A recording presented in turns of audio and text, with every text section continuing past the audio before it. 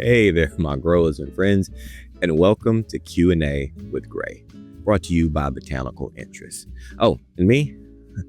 I'm just your friendly neighborhood gardener, here to help you out, but you can call me Gray. So this series is a series dedicated to you, the grower, and I'll be able to answer all of your questions. Doesn't matter whether it's seed starting, growing conditions, plus everything in between. So if you have questions about your garden, make sure you drop them down below in the comments. Or even better yet, you can direct message me over at Instagram, and that's at Urban Gardening with Gray, or even at Botanical Interest. But you know what? Let's go ahead and get into the swing of things because we already got some really good questions locked and loaded. All right, now for our first episode, we're going to be focusing a lot on seed starting. Just given the time of year, a lot of us are whipping out those seed packets, whipping out those seed trays, and getting some seeds starting for the new growing season. I mean, this guy included. So that's where a lot of our questions are going to gravitate for this first episode. But you know what? Let's go ahead and get to it. And now this first question of ours comes to us from Instagram, and this is from at NYC Apartment Home, and Emily asks the question: what's the number one thing to know about seed starting? And in all earnest, I think this is a great first question, because the opinion that I'm about to give right now is not just in regards to seed starting, but it's also my philosophy as far as gardening as a whole. And I'm going to say this: don't be so critical of yourself. I really want you to think about that. And I really want you to kind of take that to heart, because a lot of times in this gardening hobby and craft, sometimes we get overly critical of ourselves and we stress out about messing up. I used to be, many moons ago, I used to be an educator. And one of the things I always used to tell my students is that you haven't failed until you stop trying. I mean, I know it's a whole cliche, but it truly, it holds weight. So, if you mess up in gardening, it's okay. This is the one craft where you are truly, it's all about the journey, so it's okay to mess up. Yeah, you will mess up. I've messed up. I'll tell you this, plants die sometimes. And guess what? The only difference between you, the gardener, and myself is that I probably killed more plants than you. And that's the truth of the matter. I mean, I've been growing over 20 years, and I still, to this day, sometimes I still mess up. Sometimes I get my timing wrong. Sometimes I'm a little heavy-handed with my watering. So it's okay to fail. Don't stress out about it, because this is supposed to be a hobby and craft that's going to bring you peace and going to bring you joy. But granted, I know it's a field of vanity too, because when we're growing, we want to be able to say, hey, look at, the peppers that I have here growing. Look at all of the beautiful plants that I have and the flowers that I have. And so we want to show off. Gardeners like to flex, but it's okay if you mess up. Take your time, learn from your mistake, and keep on growing. Great question. Keep them coming. All right. And our next question comes to us from YouTube. And it's from Catharsis Anthology 1805. And they ask: I lost all of my strawberry plants, but have seeds. Do I have to freeze them for a couple of weeks to ensure that they grow? Or is there a way around that? I want to get seedlings as soon as possible. Appreciate you. Well, I'm going to say that I appreciate you, because that's a great question.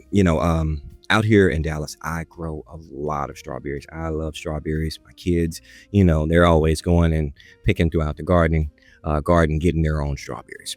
So the short answer is yes, but no. Let me explain. So when it comes to strawberries, strawberry seeds require what's called cold stratification. And essentially what you're doing is you're trying to duplicate what happens in nature. Think about how a strawberry plant grows. You get your main plant, your crown, that will grow up. It'll produce flowers, pollination happens, and then you get your fruit. The seeds are on the outside skin of the strawberry. And what ends up happening is, let's say the strawberry, goes over ripen, falls down in the soil. The seasons change, et cetera, and you start getting, that winter come in, and that's when your seeds will start to germinate. So what you're trying to do is you're trying to duplicate that same thing. But here's the caveat. You don't want to freeze them. All right, so here's this full step-by-step to get your seeds going for your strawberries, okay? Take a damp, and when I mean damp, I truly mean damp towel. So get you like a paper towel and, wet it and then wring it out. So it's really just lightly moistened. Sprinkle your seeds on that damp paper towel, fold it over, put it inside of like a clear container or Ziploc bag or something like that. And then you put it in your refrigerator, not your freezer. We're not trying to freeze these seeds. We actually just want to create that cold stratification, and the ambient temperature inside of your refrigerator will be more than enough to duplicate that winter cycle. And then now here's the most important part. And this is something that I always forget to do. So I hope you do as I say and not as I do. Label them. I've had some seeds sitting in my refrigerator for I don't know how long. I can't remember what these seeds even are anymore. So label them and then check back on them about 15 to 30 days. That should be enough time to start that cold stratification. And then you should be clear to go ahead and plant them. But now here's a pro tip. Strawberry seeds, having to go through that cold stratification process is, sometimes challenging because let's forget it. Let's not forget it. That's what I'm going to say. A lot of times we'll forget about those seeds being in there. What I like to do is I actually like to buy bare root strawberry plants. Those are my favorite because they're already about 2-year-old plants with roots already established. We're talking about roots that can be anywhere between like about 6 inches to 8 inches long that just need to be broken out of the dormancy by soaking for a couple hours and then placed right in soil. And then you can have strawberries that season. It's just that simple. So that's my advice. I mean, you can still go with the stratification method. That works actually for a lot of seeds. For instance, like your peach is another one that needs that stratification and so forth. You can do the refrigeration method, or you can go with the bare roots like I was suggesting before. But let me know. I hope this helps you out. If you have further questions, just let me know. All right. And now this one comes from Instagram. This is Texas Annie 1836. And Annie asks, if you have seeds in a cell that don't germinate, do you reuse that soil? Yes. I reuse it 100% of the time. Because let's face it, sometimes when we're dealing with differing seed companies, you won't get 100% germination. That's why I do prefer the seeds that I get from Botanical Interest, because I'm looking at about 90 to 100% seed germination just about every single time. But when we do have those anomalies and we have those seeds that just don't germinate for whatever reason, whether it be human error or just bad seeds for whatever reason, I will reuse that soil because soil is, soil costs money, especially when we're talking about like our seed starting mixes and so forth. So I'm not going to waste it. Now, with that being said, have I had surprise seeds germinate on me? Yes. Yes, I have. I've had that happen a couple of times. I think last year when I was growing one of my moringa trees, I had a surprise bell pepper just decided to join the party. And I actually ended up taking that bell pepper, transplanting it out of the soil with the moringa and put it in one of my raised beds, and it was good to go. So yes, I've had that happen before, but I still say, yeah, 100% reuse soil whenever you can.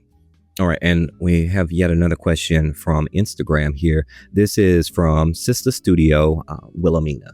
And Wilhelmina asks, when is it necessary to soak seeds prior to planting? And this is a great question because it's all going to depend on the seed. That's what it boils down to, because differing seeds, and that can be a challenge sometimes. But let me give you this rule of thumb. Look for seeds that have a harder outer layer. That's what you're looking for. So we're talking about seeds like your spinach or your moringa. Even sometimes we could talk about like your okra or even your corn. Anything that's going to have that hard exterior layer, that's when seed soaking is going to be beneficial to the seed itself. Also, look at the size of the seed itself. So we're talking about larger seeds. Again, like we said, like with the corn, we're talking about beans, peas, and so forth. Things that are going, seeds, not things, seeds that are going to be larger are going to require a little bit more of that soaking before you start the germination process. Now, I will say this, there's a caveat. Do you 100% have to soak the seeds to get them to germinate? Depends on how you're growing. Like, so if you're growing, let's say, spinach seeds hydroponically, and you skip the whole priming or seed soaking stage, will you still get some germination? Yes. Will you get 100%? Probably not, because that seed soaking method is really going to prime that exterior layer so that, your seedling can actually break through that wall. So that's why, especially when you're talking about like your larger seeds, soaking them for 12 to 24 hours really will help up that and speed up that germination process. But I will say this though, there are instances where you don't want to soak seeds. When we're talking about like our smaller seeds, like if we're talking about like a basil or something like that, when you have seeds so small that it's like the size of dust, you don't really want to do a soaking method with those because one, you'd probably lose the seeds in the process. And it really could just be really cumbersome. And you're really not gaining anything from soaking them as well. So I would say, yes, when you have your larger seeds and when you have your seeds with like a coarser exterior, that outer shell, because like, for instance, we were talking about spinach. Spinach was one of the seeds I was talking about, right? Like with spinach seeds, there's even a process that it has to go through called scarification, where you have that really hard exterior, or like your Swiss chard, right? Where you might have to take like a bit of sandpaper, like 100 to 200 grit sandpaper, and you might have to actually kind of scar up that exterior shell to kind of help that germination process happen. So if you have something really coarse on the outside, or if you have something really large, soaking will definitely benefit the seed. Does that make sense? Let me know if that helps. If you have follow-up questions, make sure to leave them in the comments and I'll definitely keep helping you out. Right now, over here on YouTube, Nature Nurture 2861 asks the question, how do I prevent fungus gnats?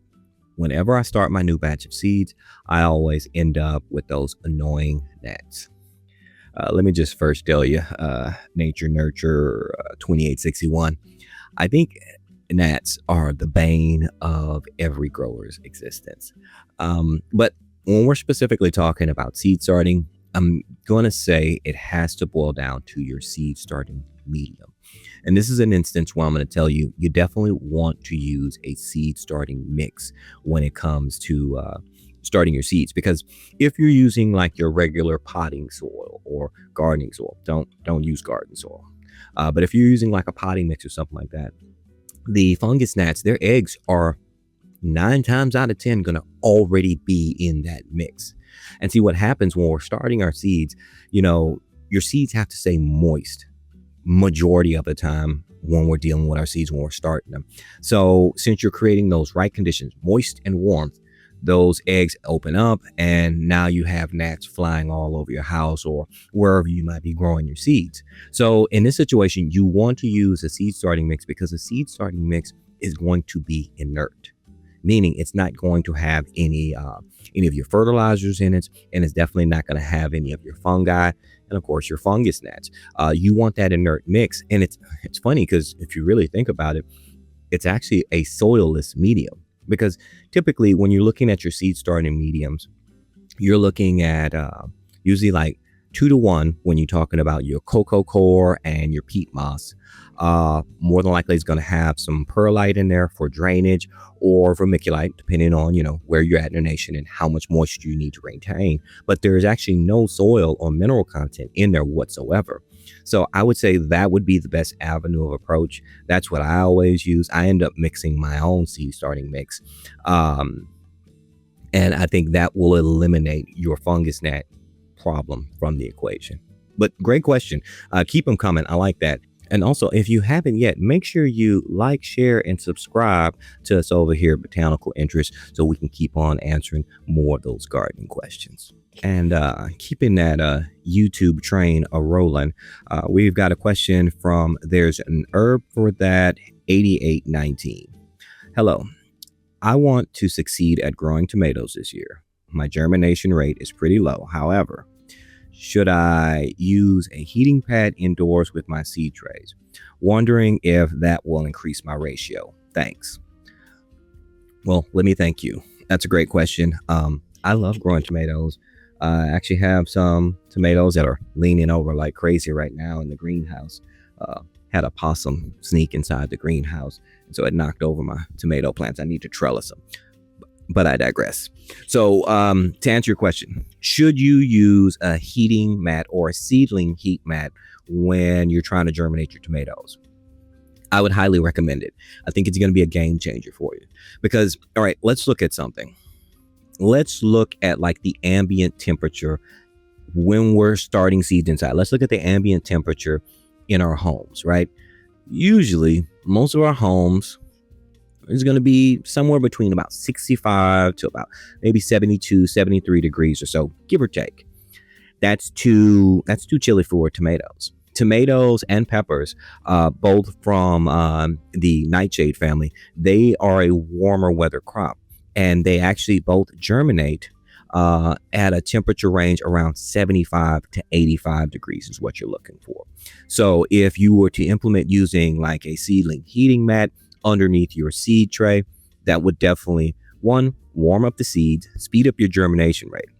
Because typically for your tomato seeds, if we're not using a heating mat, we're looking at about 7 to 14 day time turnaround, right? But if you want to be successful and you want to try to churn them out as much as possible, because let's face it, we all love growing our tomatoes, right? Using a seeding tray will definitely happen at time. You're looking at about a germination time of about 4 to 7 days. So to answer your question in a nutshell, yes, using a seedling heating pad would actually work out beneficially for your tomatoes, and you would get the most bang for your buck. So I would say definitely go for it. Right on back over to Instagram, and late night crew Dave says, how often should I be watering? Again, we're talking about seed starting. How often should I be watering? Should I change the intensity of grow light and or hours? Well, let's answer the first question because it's a two-part question. When it comes to watering, when we're in that initial germination phase, one thing that I like to do is I want to keep my growing medium, I want to keep it moist, but not soggy, right? You're not looking for it. I mean, think about it like a sponge, right? So if you're taking a sponge and it's sopping wet and the water seeping, that's not what we're looking for with our growing medium.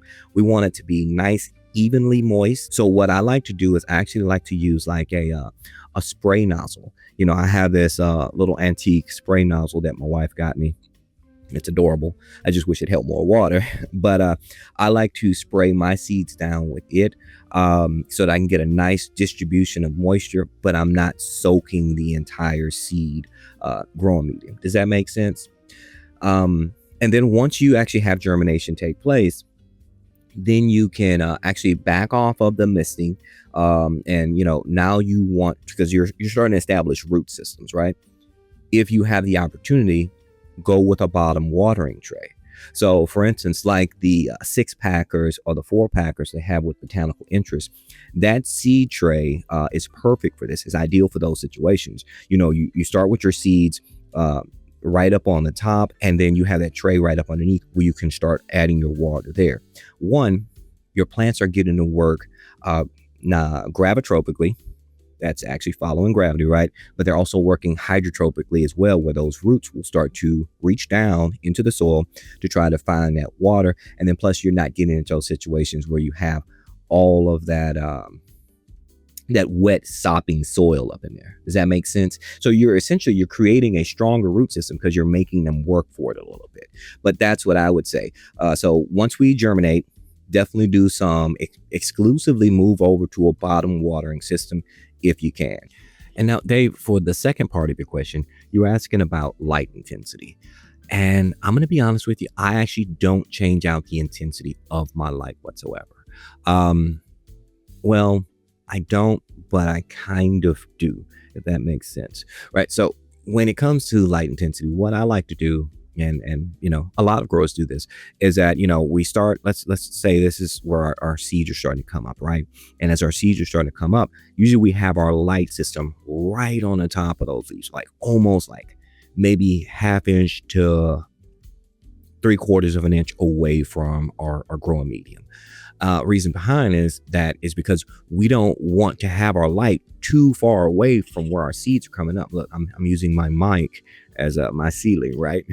So we don't want our light so far away, because what that's going to do is the stem of that plant is going to stretch trying to reach that light source, and then we get those leggy seedlings, right?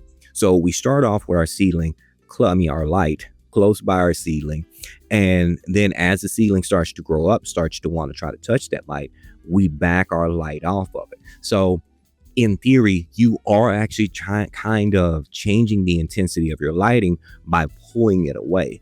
I know there are higher end grow lights where you can change the intensity. You have a knob and you can, do full intensity, or you can back off. I really don't do that. But it's an experiment worth playing around with. But yeah, for the most part, I give it all the light I can right out of the gates, and then I just kind of back it up as that seedling starts to grow up taller. Now, speaking of that, I know this wasn't a question that you asked, but it kind of leads me down this pathway, right? So if we're talking about those seedlings and we're talking about trying to prevent them from becoming leggy, another way of doing that is by adding a small oscillating fan inside of your grow tent or wherever you're growing as well. We want to create a little bit of, we're going to still use the mic as our seedling. We want to create a little bit of force, a little bit of resistance to kind of make that stem kind of have to work for it. It's funny that trauma is going to make the plant stronger, right? So you want to get that gentle breeze kind of pushing on your seedling so that it kind of has to work for it. It's trying to find the light, but it's also having to push against that wind, because again, we're trying to duplicate what we would experience in nature. So yeah, if you kind of back your light away and then add that little bit of an oscillating fan there to kind of create that tension, I think that'll make for very strong seedlings. Great question, man.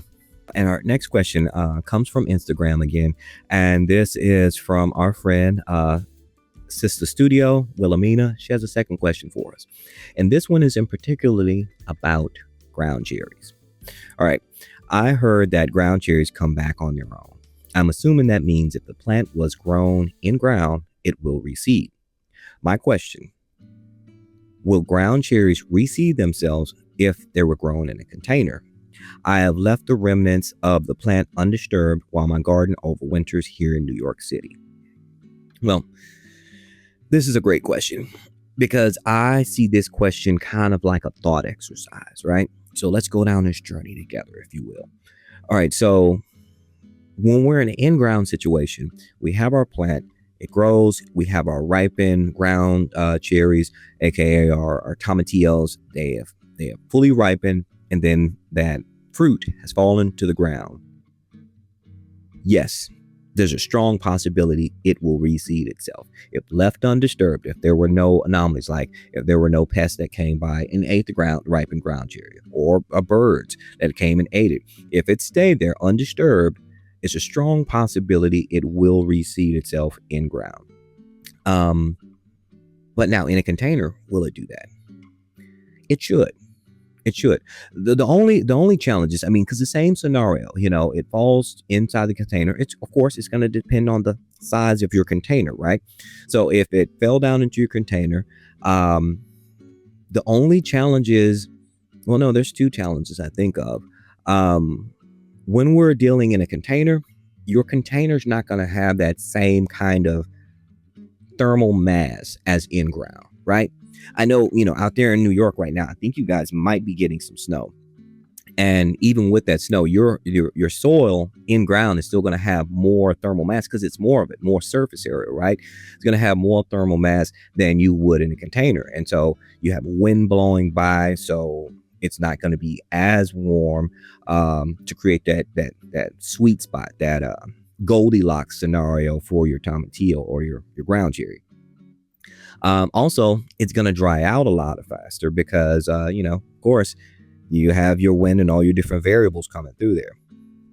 It is a strong possibility it could happen, but this is one of those situations where we'll just kind of have to wait and see. But I want to say yes.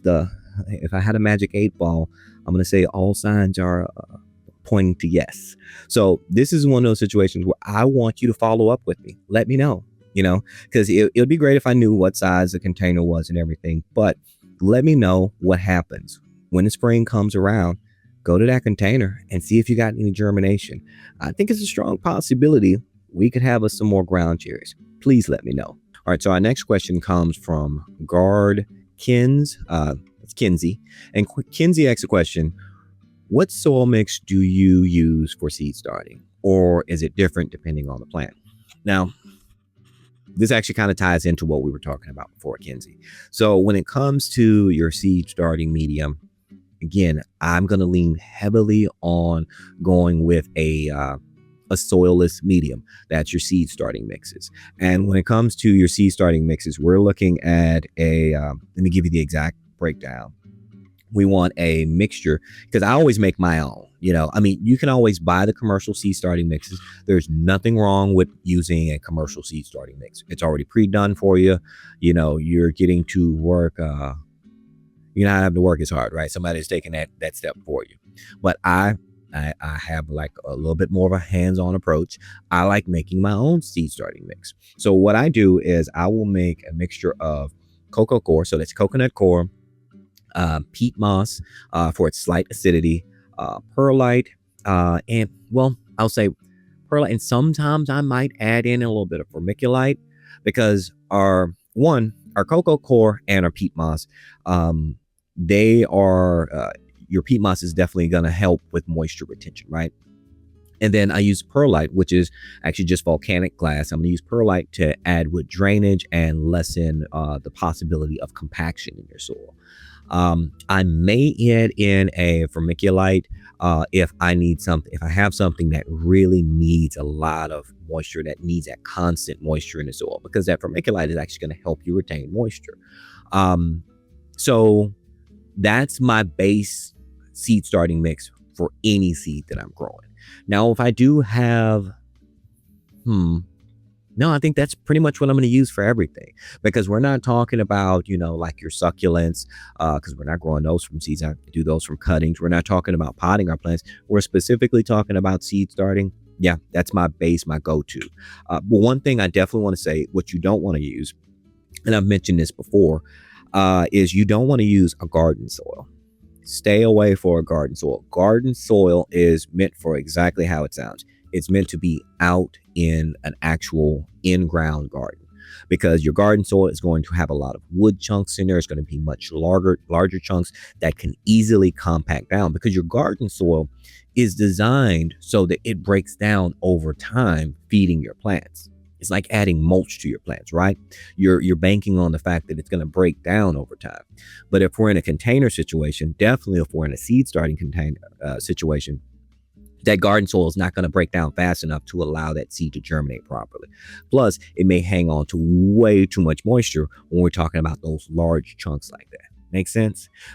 You can go with a potting mix, but just remember, like when we were talking before about those fungus gnats, if you are using a potting mix, you are going to run the risk of possibly getting a lot of fungus gnats, fungus growing up out there, like ink cap mushrooms and so forth. And like, where all these mushrooms come from? I didn't plant mushrooms.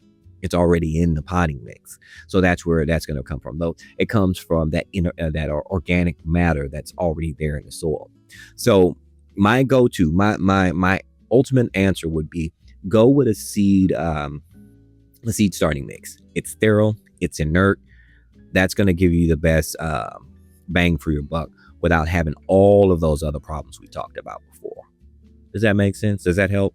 To our next question, and this one is from YouTube, and this is at Spades World and Cats 2090.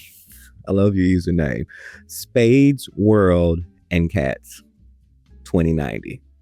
I know this person loves the game of spades and they love cats, so you're all right in my book. All right, so the question though is, I'm interested in trying microgreens this season. However, I've had issues with the tray molding out so I couldn't eat the sprout. So, okay, so you've grown microgreens before, but mold has come into the equation. All right. Any tips on stopping mold when germinating a lot of seeds at one time? I used a black plastic tray and only misted them once a day. All right, this is a fantastic question. You've given me a lot to unpack. All right, so you've already tried growing microgreens in the past. You're only misting them once a day, but you still ran into a mold problem. All right, so there could be several issues taking place here. Was the container cleaned before using?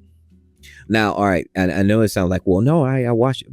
If it's a black plastic tray, I would say what you want to do is clean it thoroughly. Okay, so we've already thrown out those old seeds. We know we can't use those any longer. They're not viable. We can't eat those because we have the mold on, right? So clean that tray thoroughly. Throw it in the dishwasher. Make sure it's dishwasher safe, but throw it in the dishwasher so you can get that heat in there so you can kill off all that mold that potentially is on there. Let's do that one.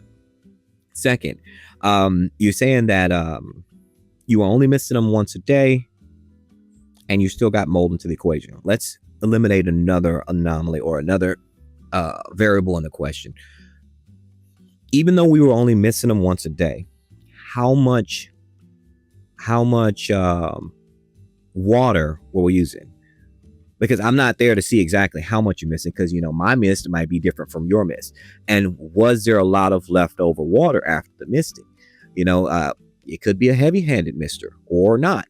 If there's any residual water, just hanging out and lingering in your container, that's creating those right instances for mold to accumulate, right? Because that's what we say, in the master gardener world. Are we creating those perfect disease scenarios? I know mold is a fungus, but we're still creating those right conditions for it to be present. So one, let's see how much we're watering with that missing. And then two, let's look at another thing as well. What kind of soil medium are we using? So if we're doing microgreens, when I've done microgreens in the past, I'm going to lean back on that soilless grow medium. We do a thin layer in a tray, pretty much like you're doing, right? My tray is green. That's the only difference. I'm going to go with that seed starting mix because it's not going to have that fungus. It's not going to have those molds in there. It's going to be a completely sterile substrate that I'm growing into. So let's see if we can switch to that. Let's switch to a soilless growing medium. And then last but not least, holes in your tray. This is something I would recommend. All right, so we're growing microgreens, so we're trying to grow those baby greens. So your tray is just sitting in, your seeds are just sitting in this tray and the water cannot escape. So let's say we get a little heavy-handed with our watering. Drill holes in your tray and then put another tray underneath so that bottom tray could act as your watering tray. You know where I'm going with this? So essentially, you're creating a self-wicking system, right? So you get your bottom tray that has no holes in it. You put your black tray with the holes now in it on top, and that becomes like your growing medium area, and the roots have to grow down into that bottom tray. Once you get, so let's start over from the top, okay? We've cleaned our seed tray out, so we know we've eliminated any potential mold or fungi that may still be on there. We've changed our soil medium. We're using a seed starting mix. And then we've gone to we've drilled holes into the bottom of our seed tray. So now we have that access to the water, and then we have our tray underneath. Give that a try and see if it doesn't kind of eliminate those mold situations for you. Because, we could truly look at how mold grows, right? Like I was saying before, do we have those conditions for it? It likes an excess of moisture, and it likes warm growing conditions. So when we're creating that perfect storm, so to speak, mold will come. It's like that movie from back in the day. You know which one I'm talking about, right? If you build it, they will come, right? Field of Dreams. That's what's happening with your mold. You have built it and they have come. So try to see if you can do that and see if that doesn't help you out. And of course, let me know how it goes. And if you need recommendations on drill bit sizes and how to put your holes in your spaces and everything, shoot me an email, shoot me a DM, or put it right here in the comments, and I'll definitely help you out. But yeah, that's my recommendation for you. I'd say give that a shot and see if we can't go for a second round KO on those microgreens. You're gonna get it, don't worry, I got you back. All right, and our next question comes out. We're back over in Instagram world, and we've got go get Tiger. Oh yeah, that's what that says. I love it. Sometimes when reading usernames, it's kind of a challenge because you're putting all, it's like reading license plates, right? But go get them Tiger 2021 Lisa. The question is, I have seed packets dated 2 years ago. How do I know if they're any good? So Lisa, I think you are like me and every other gardener out there, your seed hoarder, right? I know I am. So 2 years ago, short answer is they should still be good.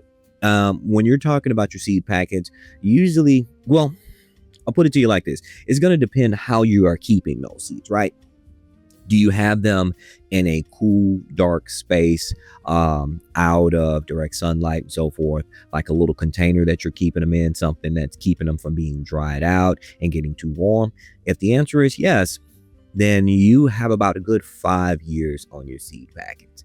I mean, a lot of times you'll see the seed packets in the store and they'll have a sell by date or so forth. Those seeds, for the most part, should still be good for about a good 5 years. So now that's question one. Now, question two, let's break it down a little bit, because some seed packets, like I said, 2 years should be a good enough time frame for your seeds. They should still be viable. But yes, different seeds do kind of expire or dry out at different rates. So if we're talking about seeds like, for instance, your tomatoes, peppers, brassicas, and so forth, you're looking at about a good 3-5 years, no problem on those seeds. Some seeds that actually might dry out sooner, they're going to be your smaller seeds. Of course, you're looking at like your kales, your lettuce, peas, chards, beets, because those are much smaller seeds, right? They don't have a lot of surface area on them to prevent them from drying out. But yeah, if you're looking at a time frame of about 2 years, I say those seeds are still good to go. But we could always test it out by using the paper towel method, right? So we've talked about this method before. But if you take a moist paper towel, remember, we don't want it to be sopping wet, but a moist paper towel, and you sprinkle 10 seeds of whatever packer we're talking about. Sprinkle those 10 seeds on your paper towel. Cover them up, put them in a Ziploc or a clear container, and wait for germination. See if we get any germination. If you have access to a grow light, it'd be great. Set them under the grow light. If not, send them in a south-facing windowsill, something where it's going to get adequate sunlight to kind of heat up and warm those seeds up. And the reason why I say 10 is because we're going to do a percentage. If you have 7 out of those 10 seeds actually germinate, that's still a good package, because we got 70% germination rate. So if we're looking anywhere between 70 to 90% germination rate, those are still good, viable seeds. Now, if it's closer to like 50 or 60, it's a toss-up. But anything less than that, let's say we only have like 30 or 0, we know it might be time to toss those seeds, so to speak. But yeah, give that paper towel method a try. And if you need new seeds, I definitely say check out our website over at Botanical Interest. I love their seeds, and you get really good germination rate out of those. But give it a shot and let me know how it goes. All right, my friends, it has been an amazing time with you here today. We've answered a lot of good questions. So that's it for us here on Q&A with Gray. If you have additional questions, make sure you drop them in the comments below. We will address them as soon as possible and even feature you on our next episode. If you need additional gardening tips or gardening help, make sure to follow me at Urban Gardening with Gray, and then also follow Botanical Interest as well for some great seed recommendations and tips. It's been amazing speaking with you. I'm going to leave you with this. May your weeds pull easy, and may your blossoms forever bloom. It's been amazing talking with you. Talk to you again real soon.